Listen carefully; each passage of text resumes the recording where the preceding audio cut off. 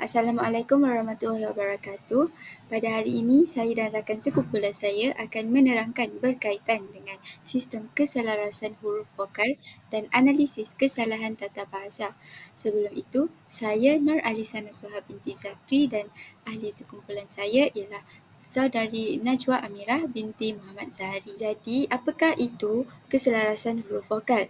Menurut Siti Hajjah Abdul Aziz 2008, keselarasan vokal bermaksud kesesuaian dua huruf vokal yang membentuk dua suku kata pada kata dasar, iaitu pasangan antara dua huruf vokal pada suku kata pra-akhir dengan huruf vokal pada suku kata akhir tertutup. Hal ini bermakna suku kata sebelum pra-akhir dan suku kata terbuka tidak mengalami sebarang perubahan.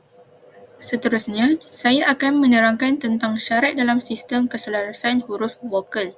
Yang pertama, keselarasan adalah antara dua huruf vokal pada kata dasar.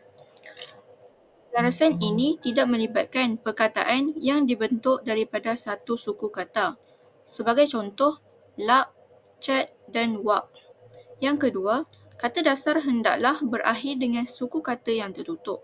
Suku kata tertutup adalah perkataan yang diakhiri dengan huruf konsonan. Sebagai contoh, perkataan asuh merupakan kata dasar dengan suku kata yang tertutup kerana perkataan ini diakhiri dengan huruf konsonan H, manakala Asia bukan contoh kata dasar dengan suku kata tertutup kerana tidak diakhiri dengan huruf konsonan. Yang terakhir, bagi kata yang mengandungi lebih daripada dua suku kata, yang terlibat dengan sistem keselarasan vokal hanyalah dua suku kata yang terakhir sahaja. Sebagai contoh, perkataan terkujuh. Dua suku kata terakhir iaitu kujuh sahaja yang terlibat dalam sistem keselarasan vokal. Dalam bahasa Melayu, terdapat 18 pola dalam sistem keselarasan huruf vokal. Antaranya adalah seperti yang berikut.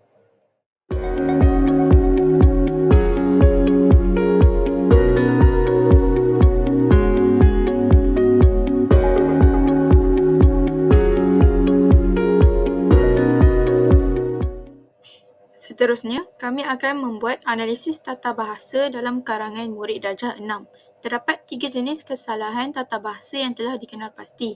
Antaranya kesalahan kata, ejaan dan juga ayat. Bagi kesalahan tata bahasa yang pertama ialah kesalahan kata. Kesalahan kata ialah penggunaan perkataan yang tidak tepat dari segi makna, bentuk atau konteks penggunaannya dalam ayat bahasa Melayu.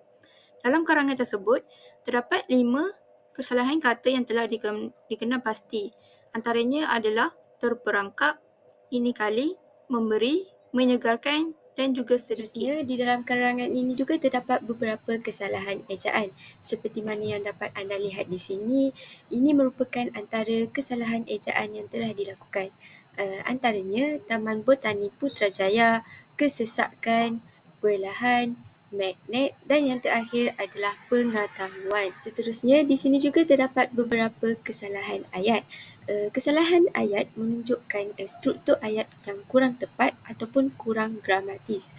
Antara contoh kesalahan ayat termasuklah kami bertolak seawal jam 8 pagi supaya tidak terperangkap dalam kesesakan lalu lintas.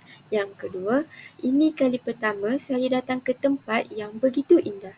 Ayat yang ketiga, ibu membawa bekal makanan dan kami duduk di pondok rehat sambil menjamu selera. Ayat yang keempat, lawatan ini benar-benar menyeronokkan dan memberikan saya banyak pengetahuan tentang alam semula jadi. Dan kesalahan ayat yang terakhir adalah saya harap dapat datang lagi pada masa akan datang bersama kawan-kawan pula. Itu sahaja pembentangan daripada kumpulan kami. Sekian, terima kasih.